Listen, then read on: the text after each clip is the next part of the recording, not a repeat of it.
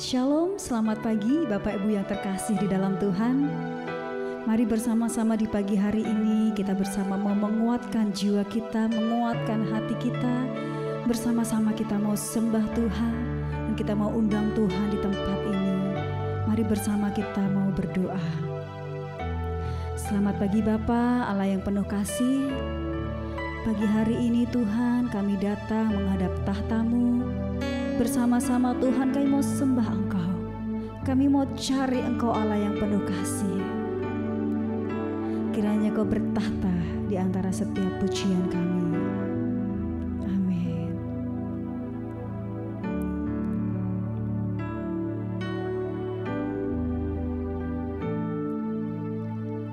Sekalipun ku berjalan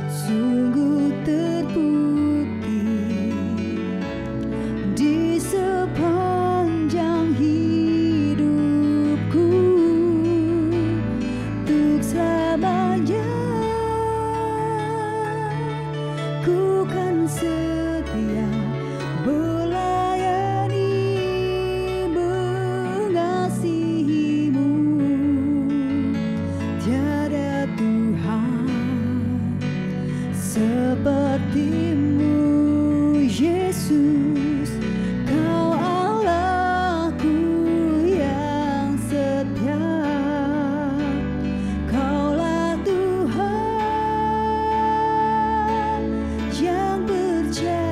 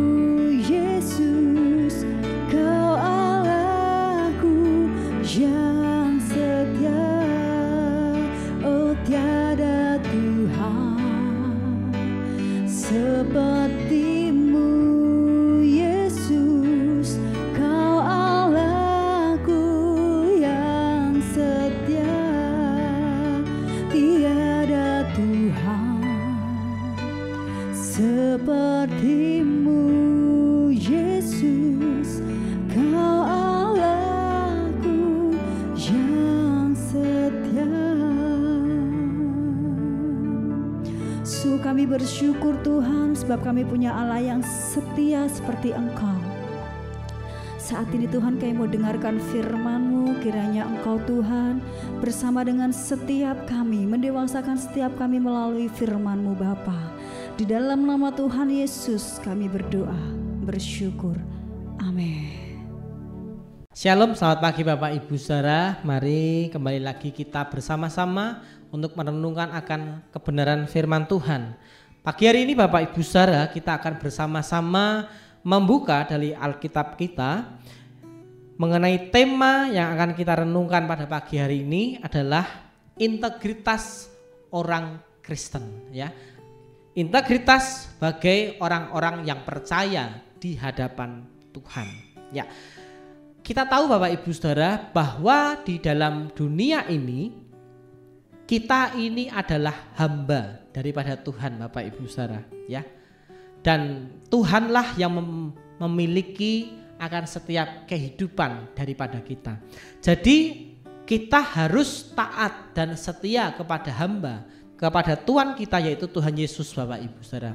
Jadi untuk kita menjadi hamba yang berkenan kepada Tuhan, maka kita harus memiliki integritas di hadapan Tuhan, ya. Sebagai contoh Bapak Ibu Saudara, integritas orang percaya saya dapat gambarkan adalah sebagai tanggung jawab, ya. Komitmen ini berbicara mengenai tanggung jawab kita sebagai orang percaya, ya. Jadi ketika Tuhan menciptakan kita Bapak Ibu Saudara, itu bukan karena Tuhan kurang kerjaan Bapak Ibu Saudara, tidak, ya. Tetapi kita tahu apa tujuan visi misi daripada Tuhan menciptakan setiap saya dan Bapak Ibu Saudara. Pastinya ada maksud dan rencana Tuhan yang luar biasa dalam kehidupan kita. Tuhan punya master plan yang luar biasa ajaib yang akan dikerjakan di dalam setiap kehidupan saya dan Bapak Ibu Saudara, ya. Kita akan membuka di dalam Lukas 12 ayat 47 sampai 48. Adapun hamba yang tahu akan kehendak tuannya tetapi yang tidak mengadakan persiapan atau tidak melakukan apa yang dikehendaki tuannya, ia akan menerima banyak pukulan. Tetapi barang siapa tidak tahu akan kehendak tuannya dan melakukan apa yang harus mendatangkan pukulan, ia akan menerima sedikit pukulan. Setiap orang yang kepadanya banyak diberi, daripadanya akan banyak dituntut. Dan kepada siapa yang banyak dipercayakan, daripadanya akan lebih banyak lagi dituntut. Amin, ya. Jadi pagi hari ini Bapak Ibu Saudara, Tuhan menciptakan kita itu bukan untuk santai-santai Bapak Ibu Saudara, ya. Tetapi tujuan Tuhan menciptakan kita karena kita ini memiliki tugas dan tanggung jawab yang harus kita kerjakan sebagai ciptaan Tuhan Bapak Ibu Saudara, ya. Karena dikatakan orang yang tahu akan kehendak tuannya tetapi tidak mempersiapkannya dengan baik, maka dikatakan akan mendapat banyak pukulan. Wah, mengerikan Bapak Ibu Saudara. Jadi sebetulnya ini sebagai gambaran Bapak Ibu Saudara, kita sudah tahu ya bahwa Tuhan itu sudah memberikan kita tugas dan tanggung jawab, tetapi kita tidak mengerjakannya Bapak Ibu Saudara. Lalu apa yang terjadi? Dikatakan ia akan menerima banyak pukulan, ya. Bukan berarti Tuhan terus memukul dengan caranya Bapak Ibu Saudara. Karena apa? Ketika Tuhan memukul kita dengan caranya, maka kita akan binasa Bapak Ibu Saudara.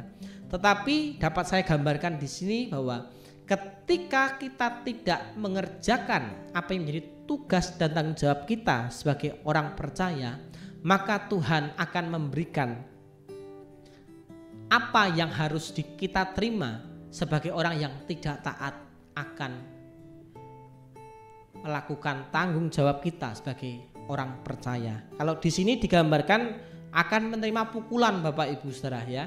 Tetapi Tuhan kita adalah Tuhan yang penuh kasih, maka Tuhan akan mungkin ibaratnya menjewer akan setiap kehidupan kita Bapak, akan menjewer kuping kita Bapak Ibu Saudara. Tetapi di sini kita melihat ya bukan mengenai hukumannya Bapak Ibu Saudara, tetapi adalah esensi kita sebagai hamba daripada Tuhan, bagaimana kita memiliki tugas dan tanggung jawab yang harus kita kerjakan sebagai orang-orang percaya ya.